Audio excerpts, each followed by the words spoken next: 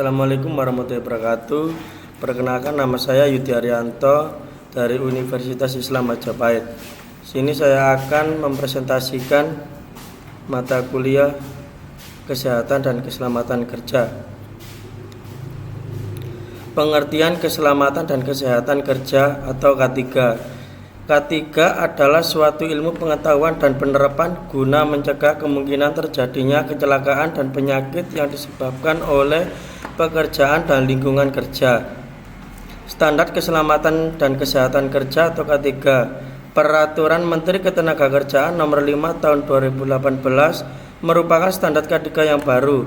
Peraturan Menteri ini sekaligus mencabut peraturan sebelumnya, yaitu Peraturan Menteri Perburuan Nomor 7 Tahun 1964 tentang syarat kesehatan, kebersihan, serta penerangan di tempat kerja, dan Peraturan Menteri Tenagakerja dan Transmigrasi Nomor 13 Tahun 2011 tentang nilai ambang batas faktor fisika dan kimia di tempat kerja. Standar kesehatan dan keselamatan kerja adalah kriteria yang ditetapkan disesuaikan untuk mencapai suatu keadaan masyarakat, tenaga kerja yang sehat dan selamat di tempat kerja serta optimal produktivitasnya. Meliputi standar manajemen, standar personil, standar lingkungan tempat kerja, standar peralatan kerja. Standar manajemen 2 SMK 3 Permenaker Nomor 05/1996. Bagian sistem manajemen secara keseluruhan yang meliputi struktur organisasi, perencanaan, tanggung jawab, pelaksanaan, prosedur, proses, dan sumber daya yang dibutuhkan bagi pengembangan, penerapan, pencapaian, pengkajian, dan pemeliharaan kebijakan keselamatan dan kesehatan kerja dalam rangka pengendalian risiko yang berkaitan dengan kegiatan kerja guna terciptanya tenaga kerja yang sehat, aman, efisien, dan produktif. Standar personil. Standar personil sehat badan jasmani dan rohani, ahli di bidang pekerjaannya, berpendidikan setara dengan pekerjaannya, ulet dan disiplin, mempunyai motivasi yang mencukupi, terlatih bekerja dengan menerapkan K3. Standar lingkungan kerja. Standar sanitasi industri, standar potensi bahaya faktor fisika di tempat kerja, standar potensi bahaya faktor kimia di tempat kerja, standar potensi bahaya faktor biologi di tempat kerja. Standar peralatan kerja. Standar peralatan kerja, mesin, meja kerja, tempat duduk, dan lain-lain. Jenis dan ukuran peralatan kerja diatur kriterianya berdasarkan Permenangkertan Nomor per 01 Min 1980 tentang keselamatan dan kesehatan kerja, konstruksi, bangunan, alat pelindung diri. Ini contoh alat pelindung diri yang meliputi helm safety, pakaian safety, kacamata safety, air plug, sarung tangan, sepatu safety, sabuk safety, masker, seperti gambar di samping ini. Fungsi APD. Fungsi utama dari APD atau alat pelindung diri sendiri yaitu untuk melindungi para pekerja dari berbagai ancaman risiko dan bahaya ketika bekerja. Namun, fungsi APD sendiri sebenarnya berbeda-beda sesuai dengan jenis APD itu sendiri. Contoh, topi pelindung safety helmet. Topi pelindung atau safety helmet APD bagian kepala yang pertama adalah topi pelindung. Topi yang biasanya berbentuk helmet ini digunakan untuk melindungi kepala dari kejatuhan benda-benda asing maupun paparan bahaya dari aliran listrik. Kacamata pelindung atau safety glass. APD bagian kepala yang selanjutnya adalah kacamata pelindung. Sesuai dengan namanya, kacamata ini berfungsi untuk melindungi mata dari debu, bahaya benda tajam, silaunya sinar matahari, hingga percikan bahan kimia. Penyumbat telinga atau ear plug. Penyumbat telinga menjadi salah satu bagian dari APD bagian kepala, memiliki fungsi yang serupa dengan penutup telinga. Namun, air plug hanya mampu mengurangi intensitas suara hingga 10-15 dB saja. Masker. Masker berguna untuk melindungi hidung dan mulut selaku alat pernapasan agar terhindar dari debu, gas, ataupun bahan kimia lainnya yang berbahaya.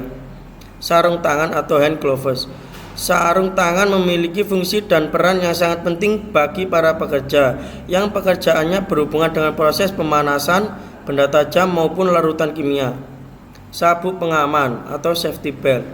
Jenis APD ini untuk bagian tubuh lainnya yaitu sabuk pengaman. Biasanya APD yang satu ini digunakan untuk pekerja yang bekerja di atas ketinggian. Sepatu pelindung atau safety shoes. Jenis APD yang terakhir ini ada sepatu pelindung. Sepatu yang memiliki bentuk seperti sepatu boot. Ini umumnya digunakan untuk melindungi kaki dari risiko terkena cairan kimia, benturan benda berat, tusukan benda tajam dan sebagainya. Ada wear pack. Selain berfungsi sebagai alat pelindung, pakaian keselamatan kerja juga mempunyai fungsi lain yaitu sebagai identitas. Fungsi identitas bertujuan untuk menyeragamkan pekerja dan menunjukkan identitas jabatan. Misalkan pakaian kerja dengan warna berbeda antara pekerja las dan pekerja elektrik. Keamanan kerja. Unsur-unsur penunjang keamanan kerja sebagai berikut: buku petunjuk penggunaan alat kerja, rambu-rambu dan isyarat bahaya, poster keamanan keselamatan kerja yang ditempel di seluruh tempat kerja.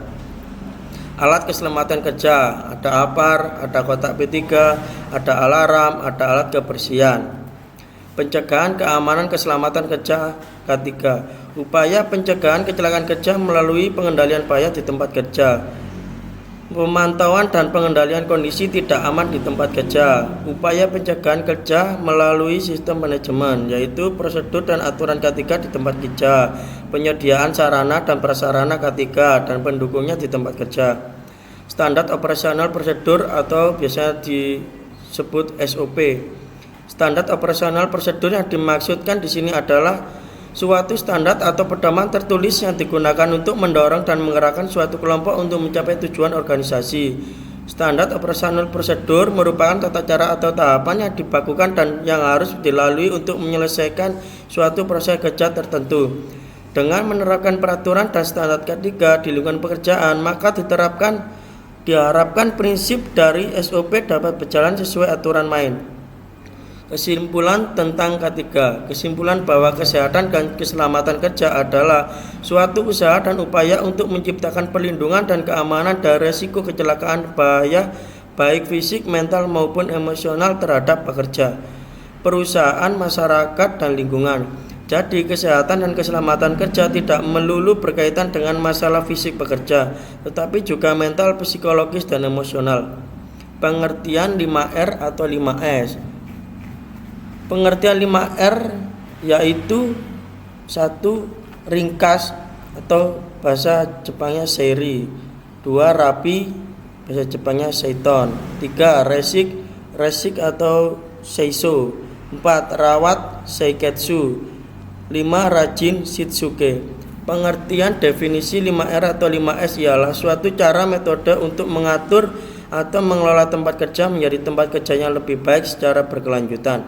Penerapan 5R bertujuan untuk meningkatkan efisiensi dan kualitas di tempat kerja. Pengertian ringkas atau seri. Ringkas adalah membedakan antara item yang diperlukan dengan yang tidak diperlukan dan selanjutnya menyingkirkan item yang tidak diperlukan tersebut. Ringkas dapat dilakukan dengan cara mengeluarkan semua sampah atau benda yang tidak diperlukan dari lingkungan kerja. Rapi adalah menata item yang diperlukan pada tempat yang memudahkan untuk segera mengambil item tersebut. Rapi berarti menyimpan barang dalam tata letak yang benar mengikuti suatu aturan yang ditetapkan. Pengertian resik adalah menjaga lingkungan kerja dan seluruh item dalam keadaan baik dan bersih. Resik berarti menjaga agar tempat kerja bersih dan rapi, serta melakukan pemeriksaan untuk mengetahui kondisi tempat kerja dan barang dalam keadaan baik dan pada tempatnya. Rawat adalah membuat suatu standar atau kondisi yang mendukung untuk memelihara ketiga komponen 5R yaitu ringkas, rapi, dan resik. Rawat berarti memelihara lingkungan yang sudah bersih dan rapi sepanjang waktu dengan membuat standar prosedur yang diketahui dan dipahami semua orang. Rajin adalah membuat 4R sebelumnya menjadi suatu kebiasaan untuk pengembangan yang berkelanjutan. Rajin berarti mempertahankan standar prosedur yang telah ada untuk menjalankan ringkas, rapi, resik, dan rawat secara berkelanjutan. Manfaat penerapan budaya 5R atau 5S di tempat kerja antara lain meningkatkan produktivitas karena pengaturan tempat kerja yang lebih efisien, meningkatkan kenyamanan karena tempat kerja selalu bersih dan menjadi luas, mengurangi bahaya di tempat kerja karena kualitas tempat kerja yang bagus, menambah penghematan karena menghilangkan berbagai pemborosan di tempat kerja. Kesimpulan 5R atau 5S.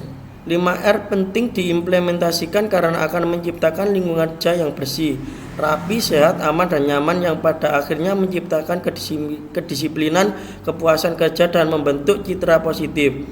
5R atau 5S mudah diimplementasikan akan tetapi dibutuhkan komitmen untuk implementasinya. 5R dapat meningkatkan efisiensi dan produktivitas kerja. Sekian, terima kasih dari saya. Jika ada salah, mohon maaf bila ada kekurangannya. Assalamualaikum warahmatullahi wabarakatuh.